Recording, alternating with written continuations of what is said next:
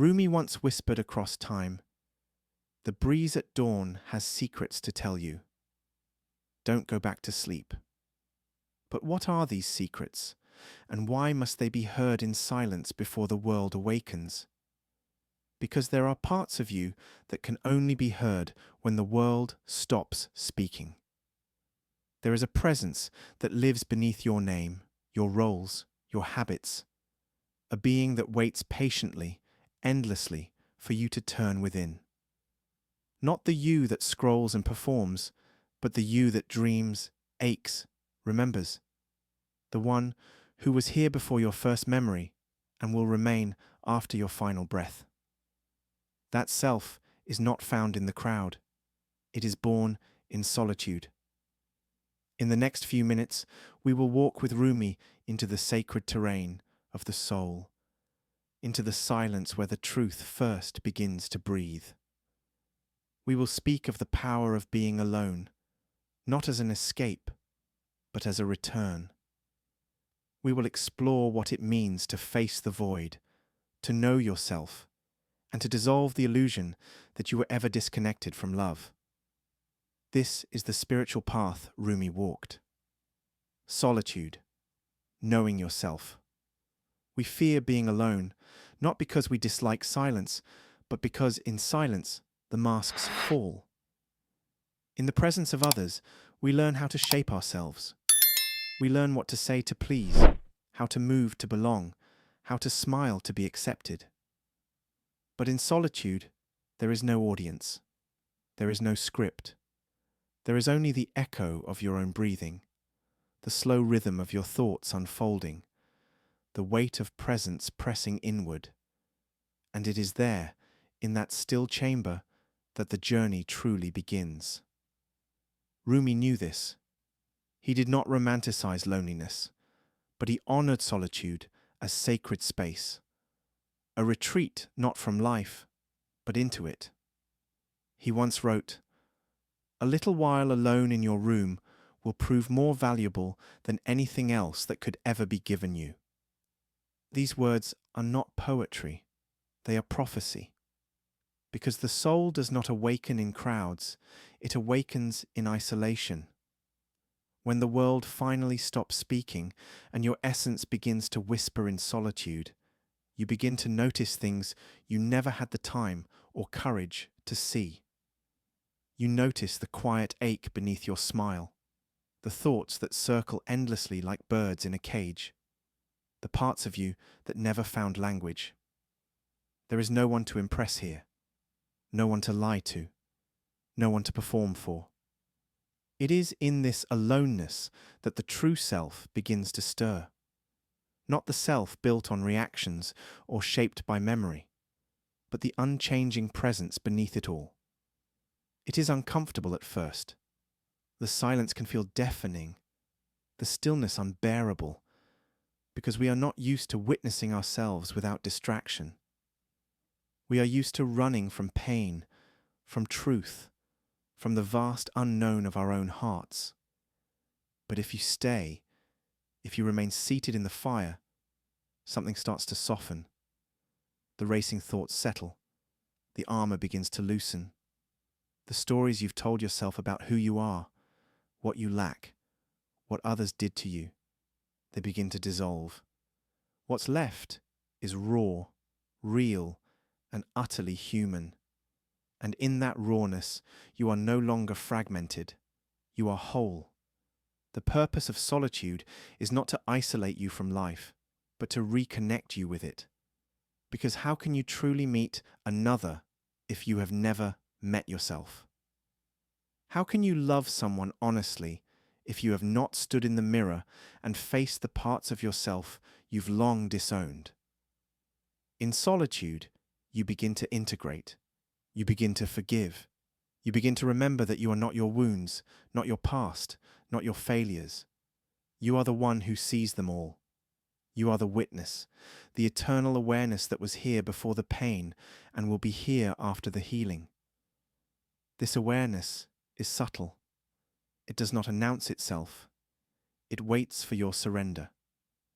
And when you finally stop fighting, the moment when you no longer resist your own company, it rises, quiet, expansive, like a gentle sunrise over an ancient sea. There is a reason every mystic has wandered into the desert, into the forest, into the cave, not to escape the world, but to peel away its illusions, not to become holy, but to become real. Solitude is not an absence. It is a fullness of insight, of clarity, of communion. It is the place where God speaks, not in thunder, but in stillness. It is the moment when you realize that your deepest wisdom has been inside you all along, buried beneath the noise you once mistook for life. In this sacred quiet, you begin to hear your soul, not as a voice, but as a knowing, a presence that does not need to explain itself. It just is. And for the first time, you feel that being is enough. You do not need to do. You do not need to prove. You are allowed to simply exist, and that existence is holy. But solitude is not always gentle. As you dive deeper, you will meet shadows. You will confront the memories you buried, the emotions you numbed, the desires you denied. And this is where many turn back. They say, I am too broken. I cannot handle this. I don't want to feel this much. But these are the growing pains of returning to yourself. Healing is not always light. Sometimes it is a deep and necessary darkness, a reckoning, a dismantling of everything false so that what is real may rise. And if you can remain through this dismantling, if you can resist the urge to run when your inner world begins to tremble, then you will discover something extraordinary beneath the rubble. A silence that is not empty, but infinite. A space that is not hollow, but sacred. A presence that is vast, ancient and alive. This is the threshold of the void. It is not something you find, it is something you fall into. And here, language fails. Here, the intellect surrenders. Because this is no longer the realm of the self you thought you were. This is the beginning of the great undoing. The moment you stop seeking answers and instead begin to dissolve into the question itself. Solitude prepares you for this. It clears the noise. It strips away the masks. It brings you to the edge of your own being. And at that edge, there is nothing left to cling to. No belief, no name, no identity. Only the vast, unnameable mystery that we call the void. And so, as we move forward in this journey, we must ask, can we stand still before that abyss? Can we let go of the need to define, to control, to understand? Can we trust that within the silence, something greater waits? Now we take the next step. Now we, facing the void, embracing emptiness, face the void, and there is a moment in the seeker's path that cannot be taught, only entered. It is not lit by insight nor softened by love. It is vast, cold, and silent. It arrives not as a reward for your spiritual efforts, but as a natural unfolding, the way night follows sunset. This is the void, not a metaphor, not a crisis, but a living encounter with the raw, borderless silence that lies beneath all things. After the shedding of distractions, after the peeling away of masks, in solitude, something begins to press in on the edges of your awareness. A stillness too wide to grasp, a space that stares back. You feel it in your bones. This is not the quiet of comfort. This is the quiet that dissolves identities, and it is terrifying. Because everything you thought you were begins to loosen. The mind panics. The ego resists. It wants to label, to cling to run. But there is nowhere to run in the void. There is only the invitation to stay, to surrender, to dissolve. Rumi did not fear the void. He lived in it. He danced within it. He whispered, "Why are you so afraid of silence?" Silence is the root of everything. If you spiral into its void, 100 voices will thunder messages you long to hear. And he was right, but those messages do not come immediately. First comes the trembling, the disorientation, the loss of all anchors. You begin to realize how much of your life was built on noise, not just external noise, but internal noise, stories, fears, ambitions, identities. All of it begins to fade. Here, you are no longer the child seeking approval, the worker chasing success, the lover searching for completion. You are simply present. But to become that presence, everything else must die. The void is not a place of punishment. It is a womb, a sacred chamber where all things are unmade and remade. But it is not gentle. It offers no comforts, no consolations. It demands your full surrender, not as a test, but as a passage. You cannot take your name through the void. You cannot carry your beliefs, your trophies, your wounds. You must walk naked into that darkness, stripped of past, future, identity. And yet what you find there is not absence, but essence. Not hollowness, but wholeness. The void is not the end of you. It is the end of who you are not. There is a silence that heals, not by speaking, but by holding. It holds all your contradictions. It holds your shame and your beauty, your strength and your sorrow, your longing and your fear. It does not judge. It simply absorbs. It reflects back not your image, but your being. And for the first time, you begin to feel what has always been there, an unmovable, unchangeable awareness that is untouched by time or story. This awareness is not personal. It does not belong to you. It is not yours. It is you. Once you've touched that silence, once you've been held by it, you know something that cannot be forgotten, that everything you've ever searched for was never outside you. It was buried beneath the noise you clung to in fear. But the void is not a place to live forever. It is a crossing, a doorway, a sacred gate through which all seekers must pass. And what lies beyond it is not more silence, but presence, life, real life, not the life of compulsions and roles, but the life that moves through all things with clarity and grace. The void clears the field. It breaks the old shell, and from that brokenness, something new begins to stir. Not as an idea, but as a living experience. You wake up. You open your eyes, not outwardly, but inwardly.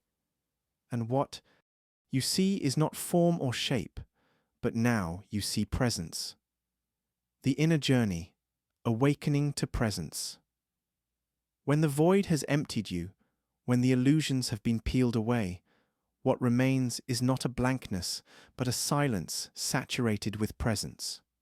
Not the presence of a deity above you or a truth outside of you, but the presence that arises from within, soft, unshakable, alive.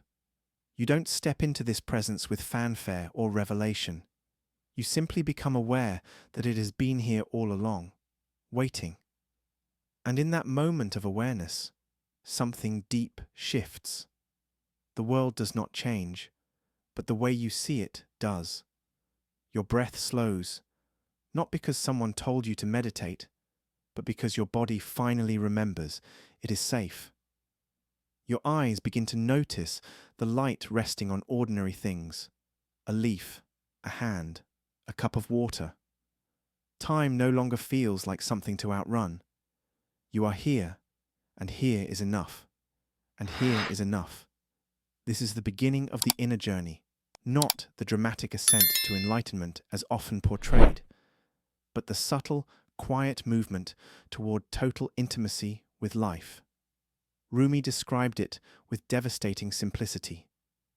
And you, when will you begin that long journey into yourself?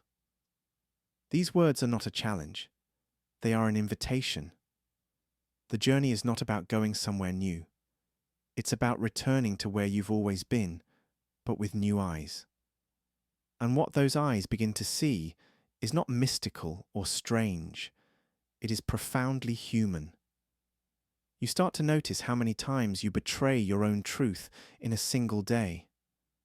How often do you leave the present moment to revisit the past or control the future? You begin to see how quickly fear rises, how easily joy slips by unnoticed, how deeply you long to be seen, even by yourself. But presence is not just about noticing what is around you.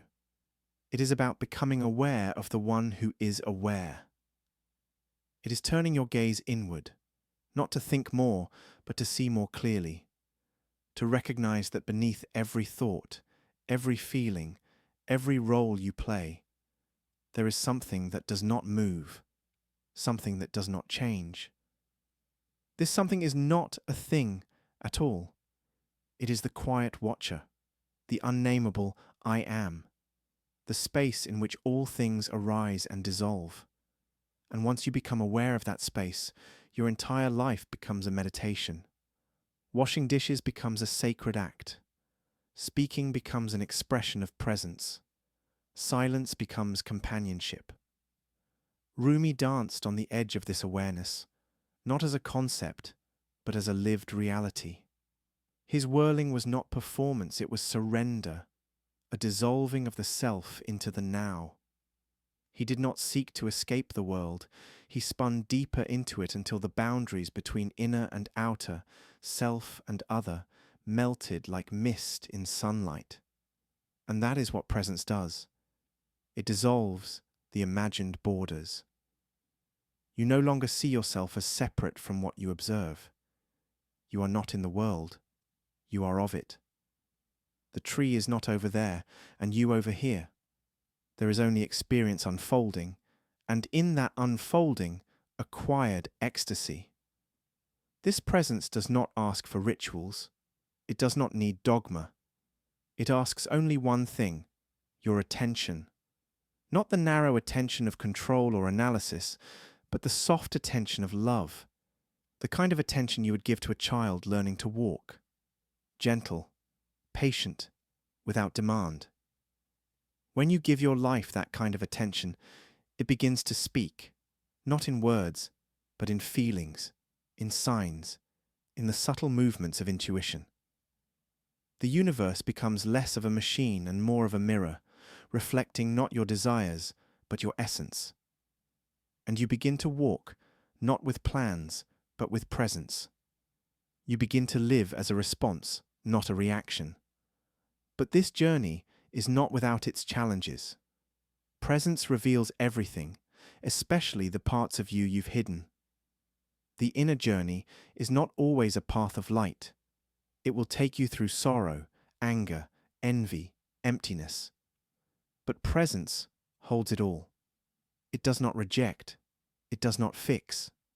It simply sees, and in being seen, the pain begins to transform.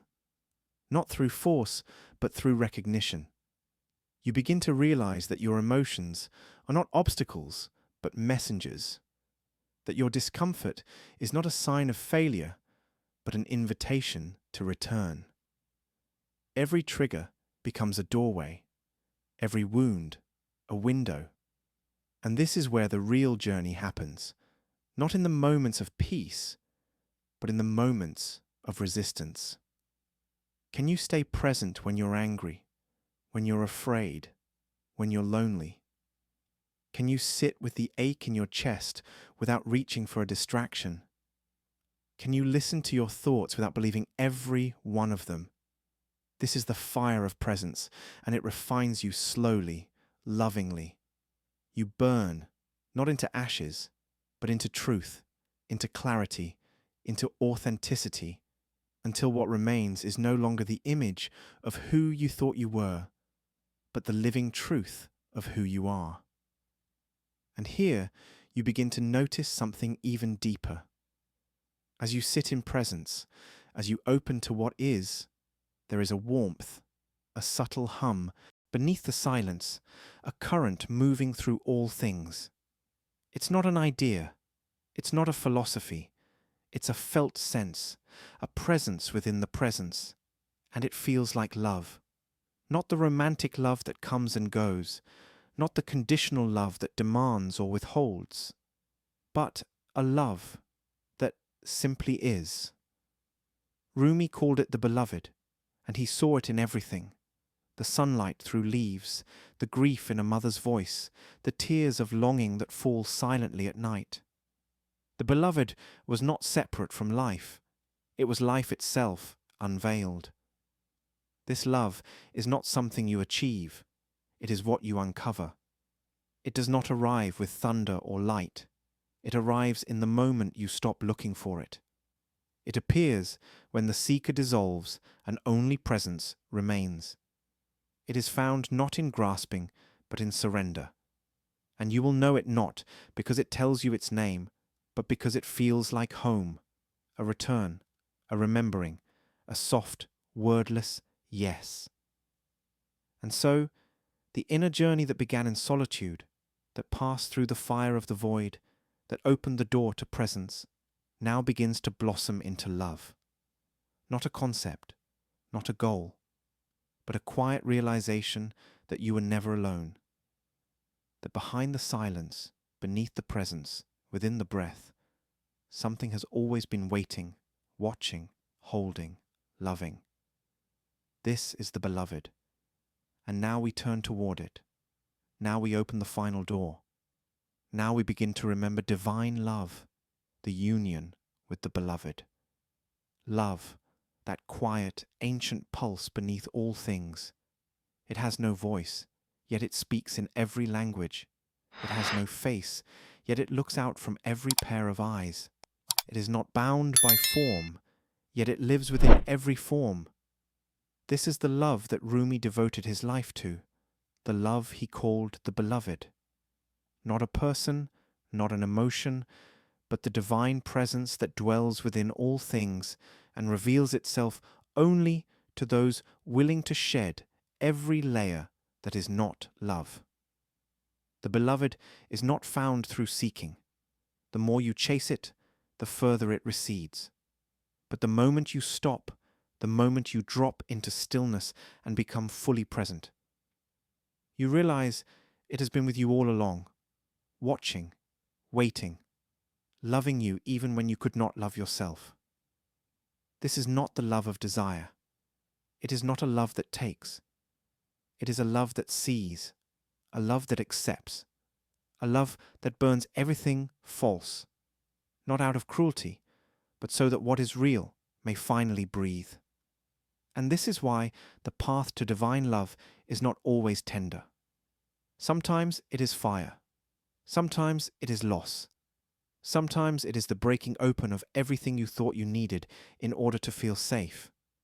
Because love, real love, wants only one thing: your truth. And your truth cannot be reached through comfort. It must be excavated, uncovered, revealed. And so, the beloved begins to move through your life, not always with caresses, but with chisels, not always with fulfillment, but with longing. Because longing is how love wakes us. Longing is the sacred ache that reminds us we are more than flesh, more than role, more than mind. Longing is the language of the soul calling itself home. Rumi understood this. His poems were love letters to the invisible cries of ecstasy, wounds turned into songs. "The minute I heard my first love story," he wrote, "I started looking for you, not knowing how blind that was. Lovers don't finally meet somewhere. They're in each other all along. This is the paradox. We think we are searching for God, for peace, for love. But what we are really searching for is the place within ourselves where the beloved already resides. Not above, not beyond, but within. And to touch that place, we must stop running. We must stop reaching. We must turn inward, not with force, but with reverence. It begins in the heart. Not the physical heart, but the energetic center of your being, the place where grief and gratitude intertwine, the place where you've stored every hurt, every hope. To find the beloved, you must enter this temple with bare feet and open hands. You must bow before your own vulnerability. You must forgive yourself, not as a moral act, but as a spiritual necessity. Because every wall you've built around your heart to protect yourself has also kept love out. And the beloved does not push. It waits. It waits for you to open. It waits for you to soften. It waits for you to weep, if that's what it takes. Because only in the breaking do we become whole. You may not feel it all at once. It may come as a flicker, a moment of peace that has no cause, a sudden stillness in the middle of chaos, a tear you didn't expect, a breath that feels deeper than the body. And in that moment, you'll know love is here, not outside, not in words or gestures, but as presence, as truth, as something so intimate it cannot be named, only felt, only surrendered to. And the more you surrender, the more it grows. Not as an experience, but as a state of being. You begin to move through the world differently, not grasping, not defending, but radiating. Not needing others to complete you because you have remembered your wholeness. Not seeking to be loved because you have become love itself. And in this becoming, life transforms.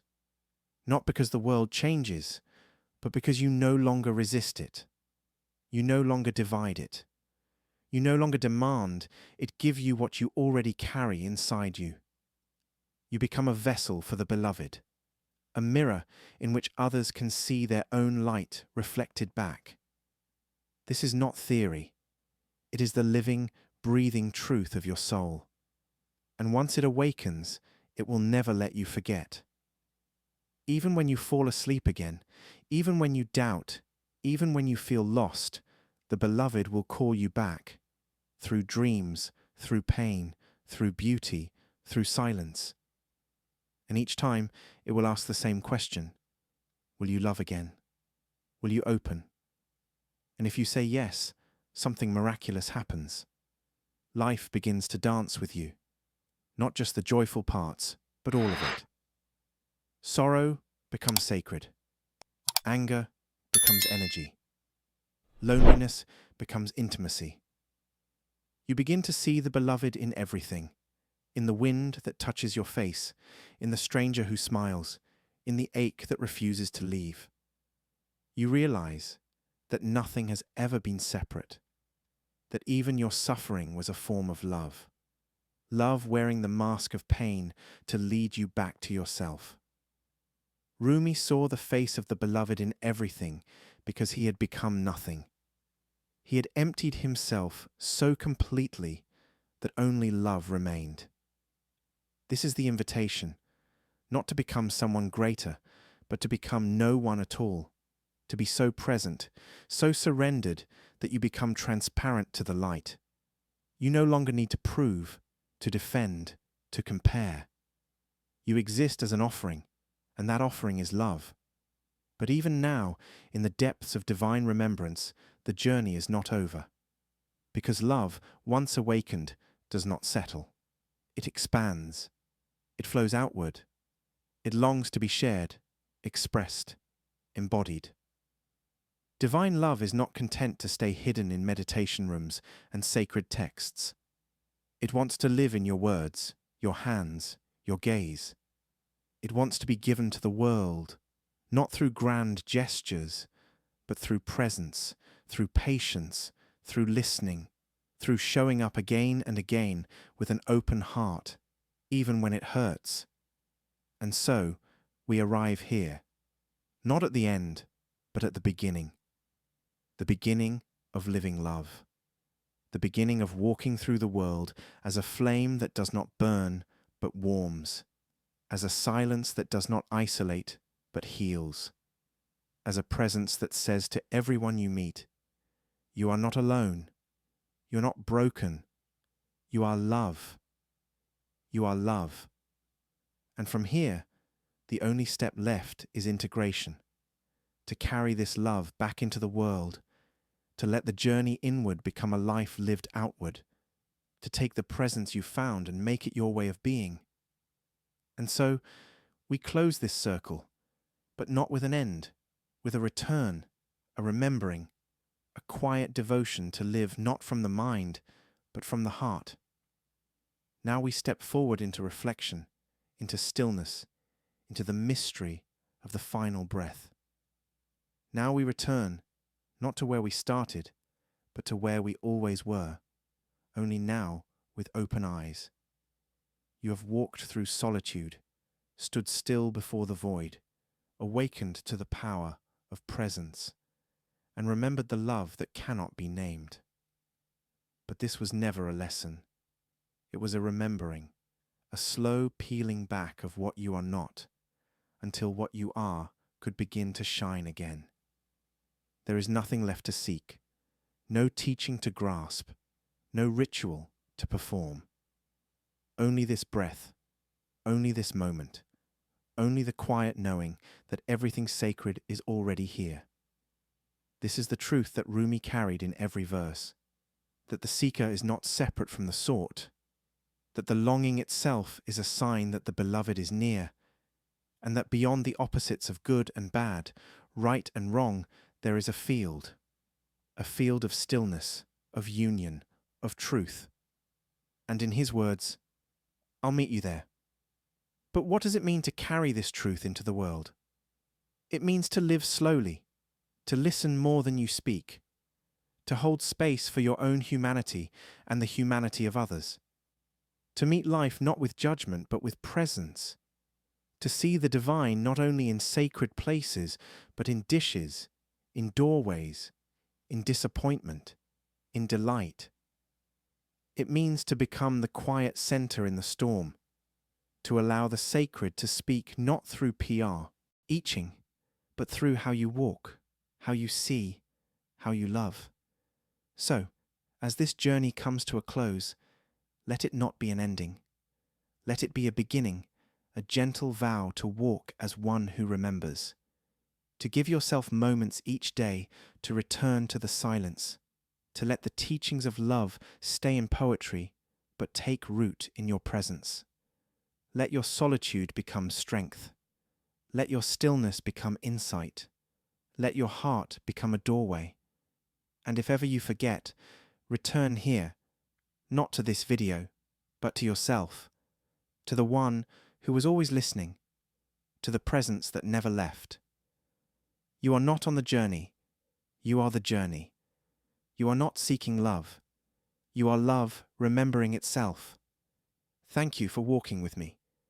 And now may you walk with yourself, with grace, with truth, with the beloved in your breath.